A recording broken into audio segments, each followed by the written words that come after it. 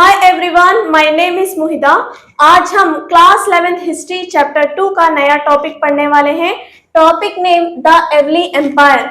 इस वीडियो में हम देखेंगे कि किस तरीके से अर्ली एम्पायर में एडमिनिस्ट्रेटिव सिस्टम होता था, किस तरीके से कैसे और किस तरह राजा रूल किया करता था, सारा का सारा कुछ आज हम इस वीडियो में पढ़ने वाले हैं।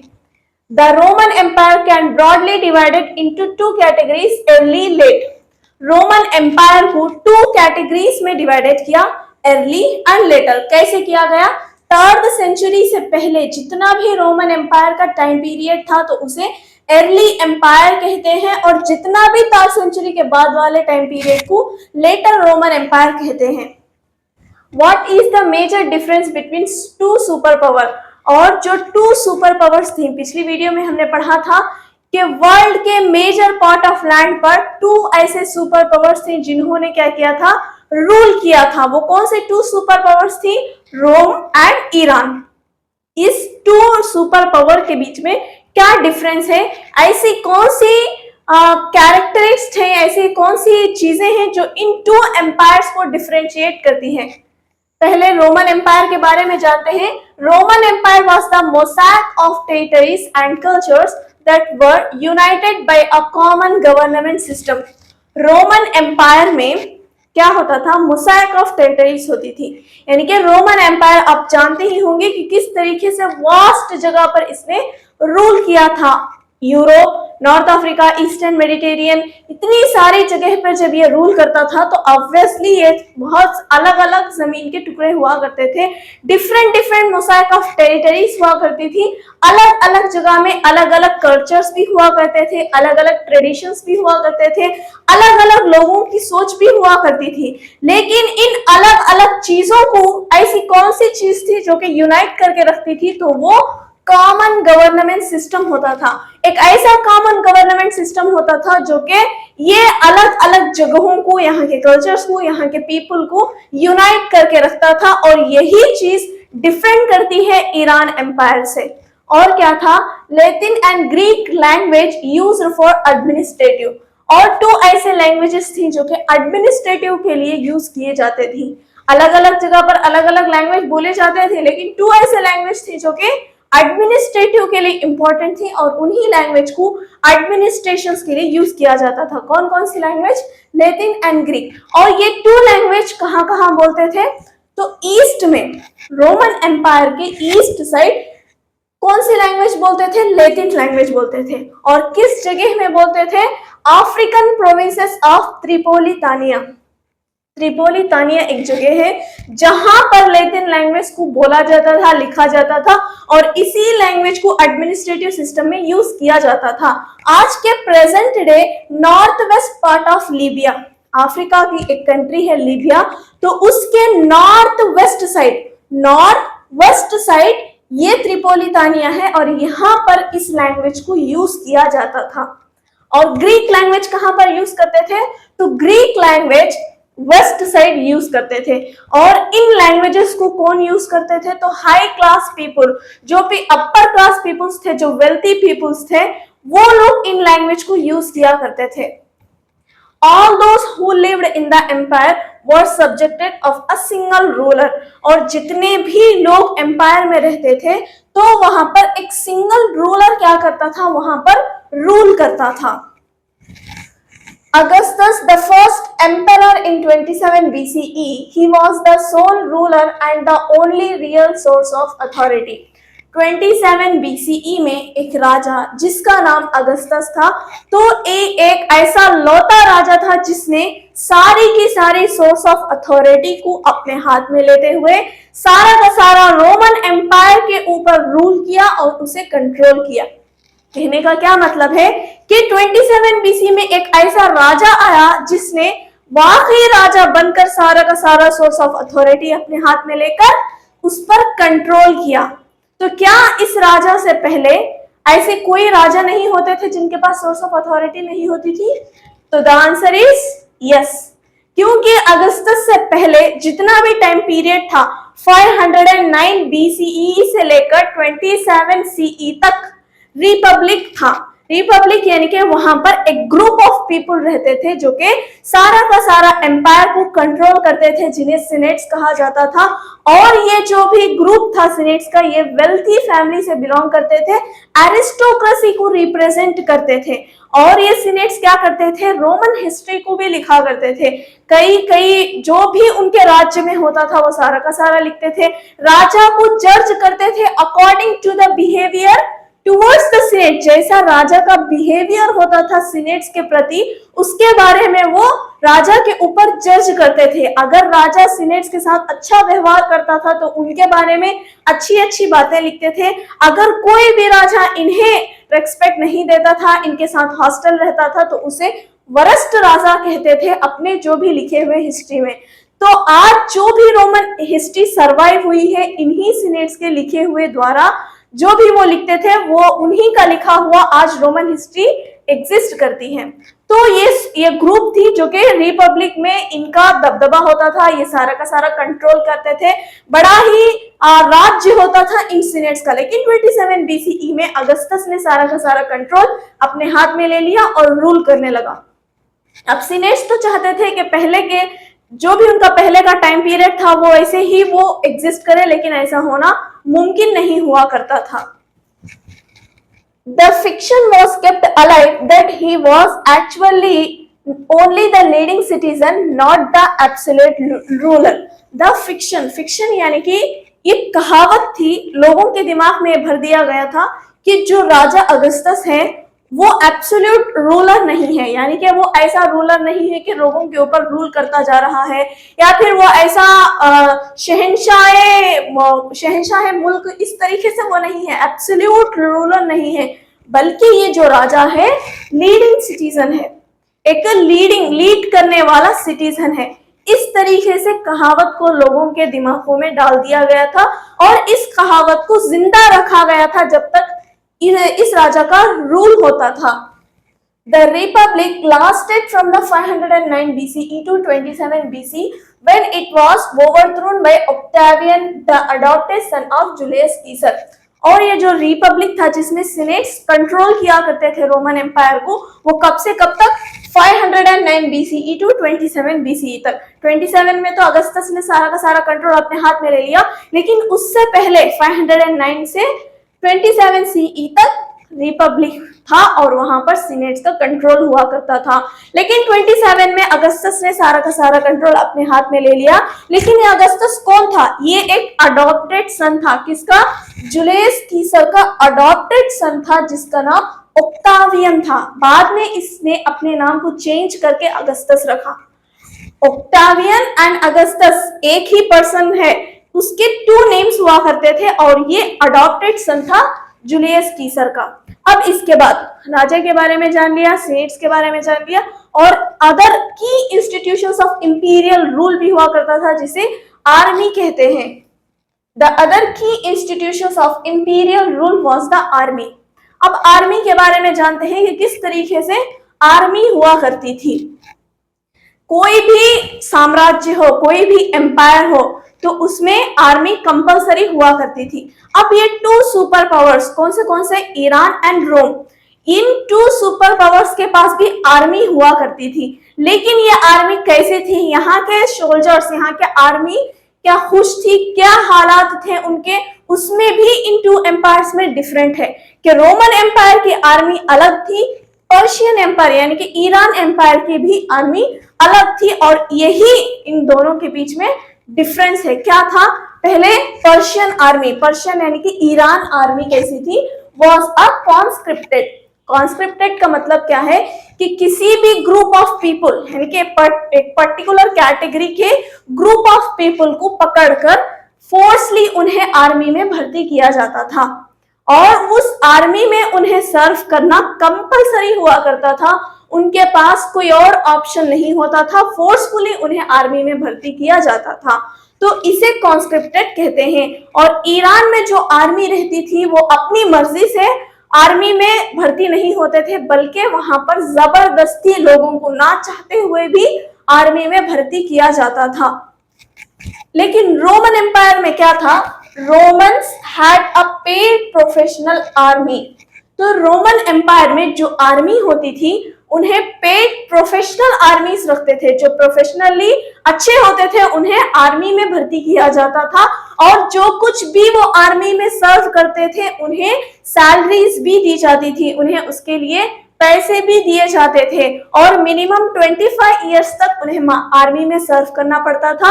और जो आर्मी रोमन एम्पायर में होती थी वो अपनी मर्जी से आती थी, और उन आर्मी को लोग रेस्पेक्ट भी किया करते थे। लेकिन ईरान में ऐसा नहीं था, ईरान के आर्मी को फोर्सली भर्ती किया जाता था, लेकिन यहाँ पर वैसा नहीं था। यहाँ पर पेड प्रोफेशनल आर्मी आते थे, और यही इनका यानी कि पेड प्रोफेशनल आर्मी यही इनका डिस्टिंक्टिव फीचर है, अलग फीचर है दूसरे एम्पायर से। Army was the largest single organised body in empire, और जो आर्मी थी रोमन एम्पायर की वो ऐसी सिंगल लार्जेस्ट बॉडी थी, यानी कि सबसे ज्यादा आर्मी अगर किसके पास थी तो वो रोमन एम्पायर में हुआ करती थी। 4th सेंचुरी में तो ये आर्मी कितने कितने लोगों के ग्रुप थी, 6 लाख तक लोग सोल्जर्स हुआ करते थे, आर्मी में रहते थे। तो सोचिए कि कितने ज्यादा लोग राजा के लिए काम करते होंगे। ऑब्वियसली जो जिस राज्य की आर्मी ज्यादा होती है यानी कि जिस राज्य की आर्मी अच्छी मजबूत होती है तो वो राजा भी पावरफुल होता है, और जिस राज्य में जिस एम्पायर में आर्मी कमजोर होती है तो राजा भी ऑटोमेटिकली क्या हो जाता है, वीक हो जाता है। तो इसी तरीके से रोमन एम्पायर में इतनी ज्यादा आर्मी हुआ करती थी तो राजा भी स्ट्रांग हुआ करता था। और ये जो आर्मी क्या करते थे, कभी कभार स्ट्राइक पर बैठ जाते थे कि हमारी सैलरीज को बढ़ाओ, या फिर हमारी जो कंडीशन है उसे ठीक करो, कि जो भी हमारा खाना का रहने का जो भी कंडीशन है उसे ठीक करो और हमारी सैलरीज को बढ़ाओ। इस तरीके से कभी कभार जो आर्मी हुआ करती थी वो स्ट्राइक भी करती थी। कभी कभार इनका ये प्रोटेस्ट करना भी बगावत में बदल जाता था। कोई भी राजा अगर पावरफुल होता था तो इन्हीं आर्मी की वजह से होता था। अगर ये आर्मी चाहे तो किसी भी राजा की किस्मत को जगा सकते थे, किसी भी राजा की किस्मत को चमका सकते थे। अगर ये आर्मी चाहे तो किसी भी पावरफुल राजा को उसकी कुर्सी से हटा भी सकते थे। इतने ज्यादा powerful single large organised body Roman empire में एग्जिस्ट करती थी। Senates hated and fears the army, और जो भी सीनेट्स हुआ करते थे, जो वो रोमन एम्पायर के बारे में जो भी लिखते थे, हर कैटेगरीज के बारे में लिखते थे कि रूलर कैसा था, आर्मी कैसी थी, प्रजा कैसी थी, सारा का सारा वो लैटिन एंड ग्रीक में लिखते थे। तो उन्हीं की स्टडी करके पता चलता है कि जो सीनेट्स हुआ करते थे वो आर्मी से बहुत ज्यादा डरते थे और उन्हें हेट भी किया करते थे, क्योंकि ये जो आर्मी थी ये अनप्रिडिक्टेबल थी कि ये कब वायलेंस कर देगी, कब क्या कर देगी। इसीलिए जो सीनेट्स हुआ करते थे वो आर्मी से डरा करते थे कि अगर आर्मी चाहे तो इन्हें सीनेट्स को इनकी जगह से हटा भी सकते थे, इतने पावरफुल थे, तो ये उनसे डरा भी करते थे। रोमन एम्पायर में 3 प्लेयर्स हुआ करते थे, एम्परर, सीनेट्स एंड आर्मी। जो भी इंडिविजुअल राजा, वो राजा सक्सेस होता था जो अपनी आर्मी पर कंट्रोल किया करता था।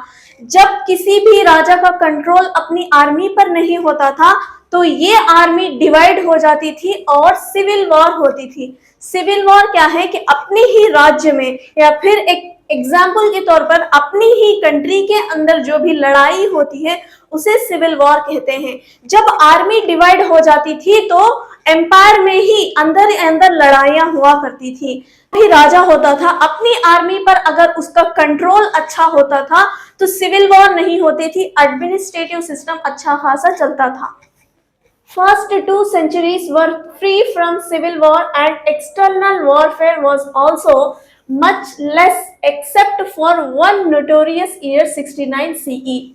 फर्स्ट के 2 centuries ये ऐसा टाइम पीरियड था जिसमें कोई भी सिविल वॉर्स नहीं हुआ करते थे और ना ही कोई एक्सटर्नल वॉर हुआ करते थे। एक्सटर्नल वॉर क्या है कि अपने राज्य को छोड़कर आगे की जगह वालों से लड़ते हैं ताकि वो जो भी टेरिटरी है उसे अपने अंडर कर सके, यानी कि अपने राज्य के अलावा दूसरे राज्यों से लड़ते हैं ताकि वो सारी की सारी टेरिटरी को ऑब्जर्व किया जा सके, जिसे क्या कहते हैं, एक्सटर्नल वॉर कहते हैं। और जो भी वॉर, जो भी लड़ाई एम्पायर के अंदर होती है तो उसे सिविल वॉर कहते हैं। फर्स्ट के 2 सेंचुरीज ऐसे थी जिसमें सिविल वॉर और एक्सटर्नल वॉर बहुत ही ज्यादा कम होते थे। सिर्फ एक नोटोरियस ईयर, जिसे एक बदनाम साल कहते हैं, उस साल को छोड़कर पूरे के पूरे 2 सेंचुरीज में भी क्या था, free from civil and external war हुआ करते थे। इस साल को क्यों बदनाम ईयर कहते हैं, क्योंकि इस साल बहुत ही तेजी से, बहुत ही जल्दी 4 राजा एक के बाद क्या किए, राजा की गद्दी पर चढ़े। यानी कि एक राजा होता था तो उसे मारकर दूसरा राजा उसके जगह पर बैठता था, उसे मारकर तीसरा बैठता था, तीसरे को मारकर चौथा बैठता था। तो इसमें बहुत सारे लड़ाइयां हुआ करती थी। ये साल को छोड़कर जितना भी टाइम पीरियड था उसे पीस टाइम कहा जाता है, उसे less from civil and external war कहा जाता है। Tiberius 1437 CE, the second in the long line of Roman emperors। और तिबेरियस, अब ये तिबेरियस क्या है, जो अगस्तस राजा था, तो ये क्या किया था, ये भी एक अडॉप्टेड सन था। इसके बाद इसने तिबेरियस को अडॉप्ट कर लिया, ये इसका अडॉप्टेड सन था। अगस्तस के बाद तिबेरियस ने रूल किया था रोमन एम्पायर में, और पूरे एम्परर्स की लिस्ट में तिबेरियस सेकेंड रूलर था, पूरे रोमन एम्परर की लिस्ट में। Augustan age is remember for the peace, और जो भी अगस्तन एज थी उसे पीसफुल कहा जाता था। राजा अगर कोई भी अडॉप्टेड सन को राजा बना देता था, उसे गद्दी पर चढ़ा देता था, तो जो भी पॉपुलेशन हुआ करती थी या फिर जो भी लार्ज सिंगल ऑर्गेनाइज्ड बॉडी, जो आर्मी हुआ करती थी, उस अडॉप्टेड सन को एक्सेप्ट किया करते थे, उसे प्रिंसिपेट माना करते थे, उसे अपना राजा माना करते थे। अडॉप्टेड सन को राजा बनाने में वहां के लोगों को कोई दिक्कत नहीं होती थी। तो जो राजा था अगस्तस, तो उसने क्या किया, अपने अडॉप्टेड सन तिबेरियस को राजा बनाया था। और ये जो तिबेरियस था, जो एम्परर्स रोमन एम्पायर में जितने भी एम्परर्स आए, उन एम्परर्स में सेकेंड लिस्ट पर तिबेरियस था। फर्स्ट में तो अगस्तस था, तो उसके बाद उसका अडॉप्टेड सन तिबेरियस ने रोमन एम्पायर पर रूल किया। तिबेरियस 1437 CE, 14 यानी कि 14 BCE से 37 CE तक तिबेरियस ने रोमन एम्पायर पर रूल किया, the second in the long line of Roman emperors. Augustan age is remember for the peace, और जो भी अगस्तन एज थी, जिसमें अगस्तस और उसके बाद का जो भी अडॉप्टेड सन था, उस टाइम पीरियड को बहुत ही ज्यादा पीसफुल कहा जाता था। क्यों कहा जाता था, क्योंकि इस टाइम पीरियड में सिविल वॉर्स भी नहीं होते थे, ना ही एक्सटर्नल वॉर्स हुआ करते थे। जो तिबेरियस जो राजा था, इसने नहीं चाहा कि जो भी इसके अंदर टेरिटरी थी, इतनी वास्ट टेरिटरी जो इसके अंदर आती थी, वो इसी पर रूल करना चाहता था। इसके बियॉन्ड जो भी अलग अलग टेरिटरीज थी उसे का कंट्रोल नहीं करना चाहता था। जितनी टेरिटरीज के अंदर आती थी बस उसी पर कंट्रोल करना चाहता था।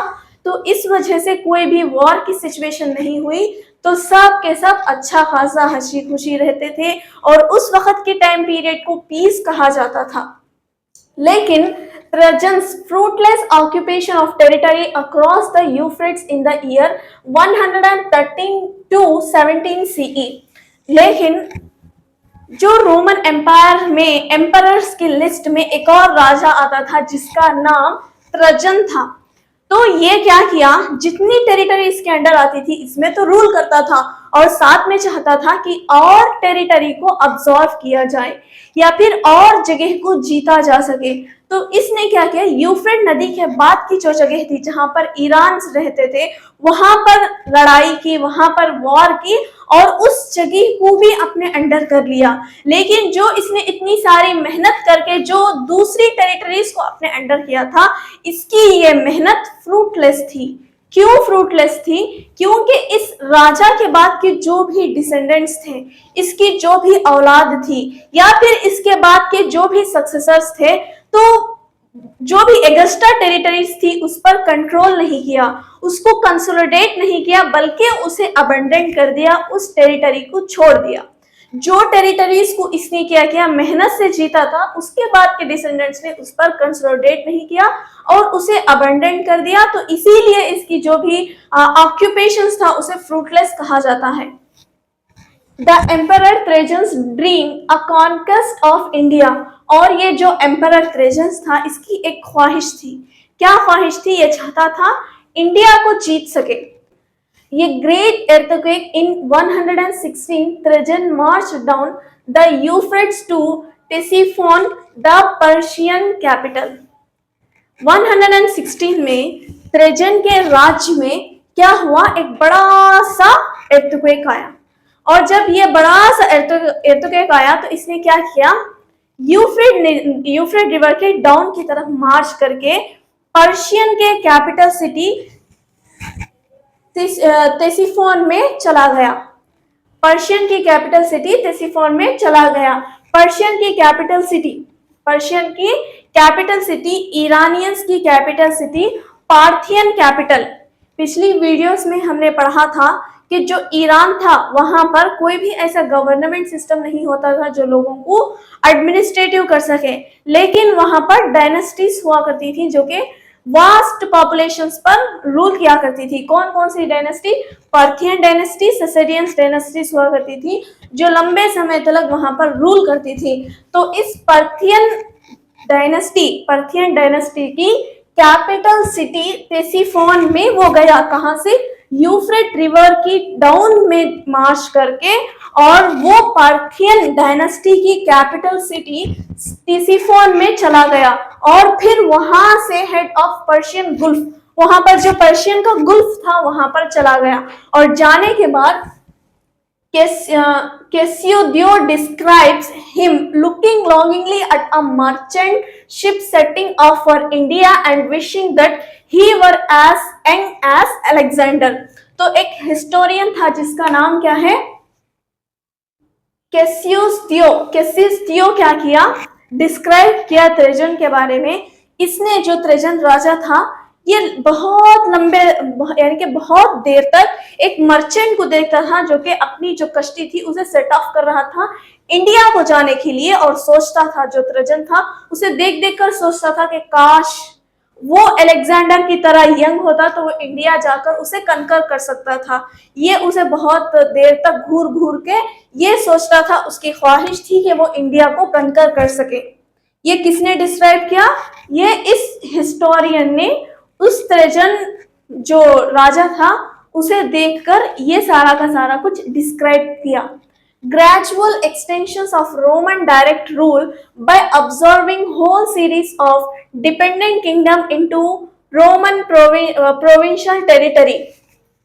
जो भी ग्रेजुअल एक्सटेंशन, पहले क्या होता था, रोमन एम्पायर क्या करते थे, अब जो भी एम्पायर था उसे प्रोविंसेस में डिवाइड कर देते थे, और उस प्रोविंसेस में कुछ किंग्स को बिठा देते थे और कहते थे कि जब भी हमें वॉर की सिचुएशन आए तो तुम क्या करना, अपने किंगडम में से मिलिट्री को हमें प्रोवाइड कर देना, मिलिट्री को हमें दे देना, और हम क्या करेंगे, तुम्हें उस इलाके में रूल करने के लिए छोड़ देंगे। राजा क्या करता था, अपना जो भी एम्पायर था उसे कंट्रोल करने के लिए जो भी टेरिटरी थी तो उसे प्रोविंसेस में बांट देता था, और उसमें किसी भी राजा को, किसी भी किंग को वहां पर बिठा देता था। और जब भी वॉर की सिचुएशन होती थी तो राजा उन किंग से मिलिट्री मांग लेता था, मिलिट्री सर्विस को प्रोवाइड करने के लिए कहता था, और राजा फिर इनके लिए क्या करता था, उस राज्य में अपना रूल करने के लिए उस किंग को छोड़ देता था। फॉर एन एग्जाम्पल, अगर ये सारा का सारा रोमन एम्पायर है, यहाँ पर बीच में एम्परर है, तो ये जो भी इस साइड की जो भी जगह होती थी तो इस जगह में प्रोविंसेस में बांट दिया करता था। तो यहाँ पर एक किंग को बिठा देता था, और रोमन एम्पायर जो होता था एम्परर, वो क्या कहता था कि तुम क्या करो, मुझे आर्मी सर्व करो, मुझे आर्मी दो, मुझे मिलिट्री दो, जब भी मैं चाहूं कि मैं लड़ाई करूं, जब भी वॉर हो तो तुम क्या करना, मुझे आर्मी देना, मिलिट्री देना, मैं तुम्हारे लिए क्या करूंगा, इतनी सारी जगह को छोड़ दूंगा कि तुम इतनी सारी जगह में क्या करो, अपना राज्य करो, अपना रूल करो, मस्त से रहो, बस मुझे क्या करो, मिलिट्री देते रहो, जब जब मुझे मिलिट्री की जरूरत पड़ती रहे तब तुम क्या करना, मिलिट्री मुझे दे देना, ऐसा करता था। लेकिन क्या हुआ, फर्स्ट एंड सेकेंड सेंचुरीज के बाद जो रूलर था, जो एम्परर था, उसने क्या किया कि नहीं, अब हटाओ इन राजा को हटाओ, मैं क्या करूंगा, इन सारे के सारे जितने भी प्रोविंसेस हैं इसे अब्सॉर्व कर लूंगा, इन सारे के सारे प्रोविंसेस को मैं अपने अंडर ले लूंगा। अब यहाँ पर कोई भी किंग नहीं, कोई भी इनडायरेक्ट रूल नहीं, बल्कि मैं यहाँ का क्या करूंगा, खुद रूल करूंगा। ये जो भी राजा होते थे पहले, जो भी किंग्स होते थे, वो क्या थे, राजा के ऊपर डिपेंड होते थे। अगर उन्हें यहाँ पर रूल करना होता था वो तो राजा के ऊपर डिपेंड होते थे, राजा उन्हें परमिशन देता था यहाँ पर रूल करने के लिए। लेकिन अब राजा चाहता है कि क्या ये राजा हट जाए और डायरेक्ट राजा का रूल यहाँ पर हो। तो जो भी gradual extension of Roman direct rule, अब रोमन्स क्या किए, डायरेक्ट रूल किए यहाँ पर by observing whole series of dependent kingdom. ये जो डिपेंडेंट किंगडम हुआ करते थे, यहाँ जितनी भी डिपेंडेंट किंगडम हुआ करते थे, इन सारे के सारे डिपेंडेंट किंगडम को ऑब्जर्व करके क्या किया, डायरेक्ट रूल किया। ये एम्परर क्या किया, अब डायरेक्ट यहाँ पर रूल करने लगा।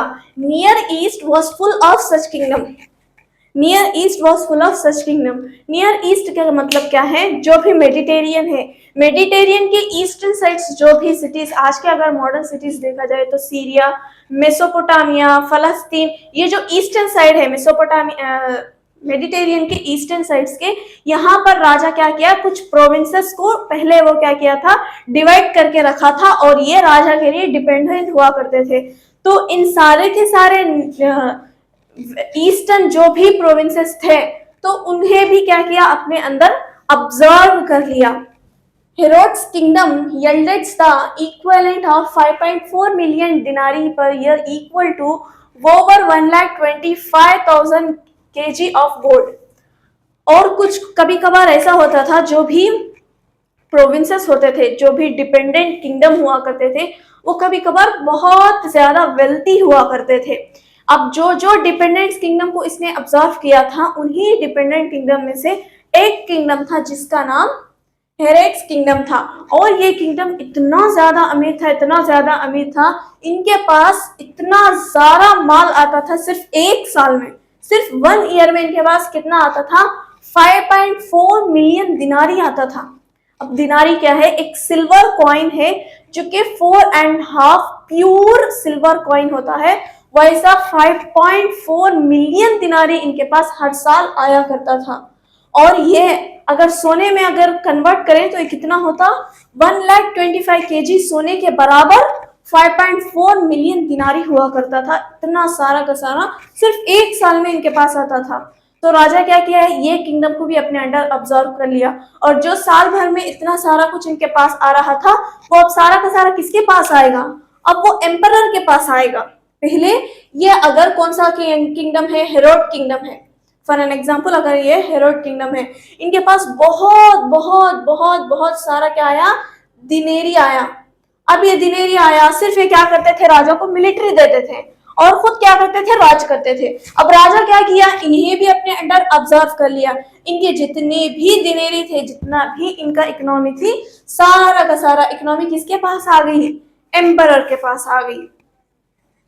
इनफैक्ट एक्सेप्ट इटाली, इटाली जो रोमन एम्पायर था वो उनका प्रोविंस नहीं हुआ करता था। In second century the Roman empire stretches from Scotland to the border of Armenia and from the Sahara to the Euphrates and sometime beyond. और ऐसे करते करते एम्परर जितने भी प्रोविंसेस थे उसे ऑब्जर्व करते करते करते ये इतना सारा फैल गया, इतनी वास्ट टेरिटरी तक फैल गया कि सेकेंड सेंचुरी में जो रोमन एम्पायर था, स्कॉटलैंड, स्कॉटलैंड यूरोप का जो स्कॉटलैंड, यहाँ पर यूरोप का स्कॉटलैंड से लेकर कहां तक, अर्मेनिया तक, स्क्रीन के ऊपर मैं इस जो भी कंट्रीज हैं, जो भी टेरिटरी हैं, उसका मैं आप स्क्रीन पे दिखा दूंगी ताकि आपको अच्छी खासी अंडरस्टैंडिंग हो सके। तो रोमन एम्पायर कहाँ से कहाँ फैला हुआ था? स्कॉटलैंड से लेकर आर्मेनिया तक फैला था और सहारा डेजर्ट से लेकर यूफ्रेट तक, और उसके और कभी कभार तो इस यूफ्रेट रिवर के बियॉन्ड भी चला जाता था। इतनी सारी टेरिटरी पर रोमन एम्पायर रूल किया करता था। अब सवाल ये उठता है कि इतनी सारी territory, different different territory, different different cultures हैं, डिफरेंट डिफरेंट लोग हैं, 60 मिलियन पॉपुलेशन है, इतने सारे पॉपुलेशन, इतनी सारी वास्ट टेरिटरी पर ये रोम्स कैसे कंट्रोल किया करते थे, कैसे रूल किया करते थे, किस तरीके से एडमिनिस्ट्रेटिव सिस्टम हुआ करता था। तो इनका जो एडमिनिस्ट्रेटिव सिस्टम था बड़ा ही अच्छा एडमिनिस्ट्रेटिव सिस्टम होता था। कैसे? The great urban centres that lines the shores of the Mediterranean, Carthage, Alexander, Antioch was the biggest among them, were the true bedrock of the imperial system।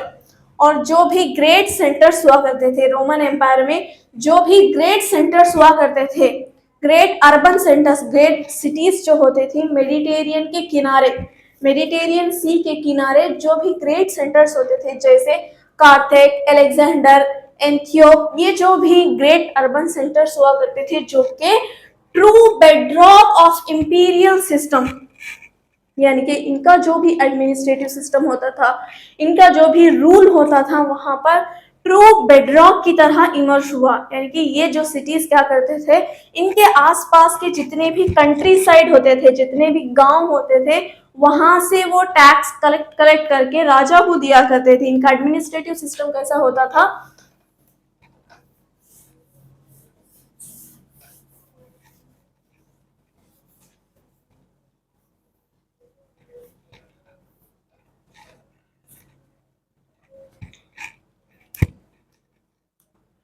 इनका administrative system कैसा होता था?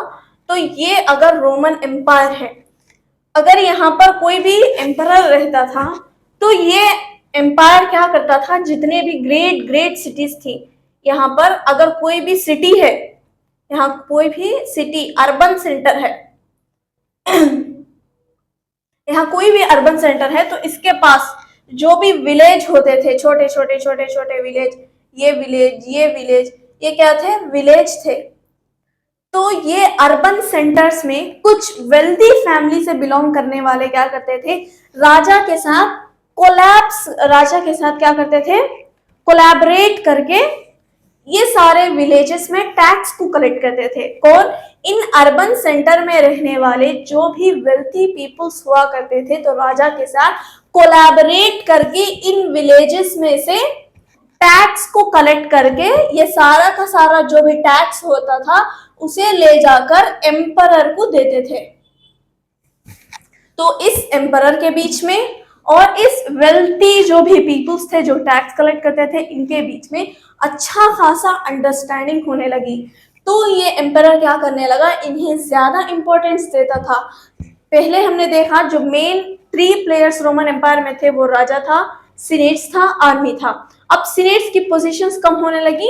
ये जो भी वेल्थी जो भी पीपल्स थे जो टैक्स कलेक्ट करते थे, ये अपना खुद एक एलाइट एडमिनिस्ट्रेटिव सिस्टम इन्हें सेटअप कर लिया था। राजा के सामने अच्छे खासी इनकी पोजीशंस हुआ करती थी। तो राजा सीनेट्स को क्या करता था, उतनी इंपॉर्टेंस नहीं देता था, और सीनेट्स को कोई भी मिलिट्री में भर्ती करने नहीं देता था, और ना ही उन्हें मिलिट्री को कमांड करने देता था।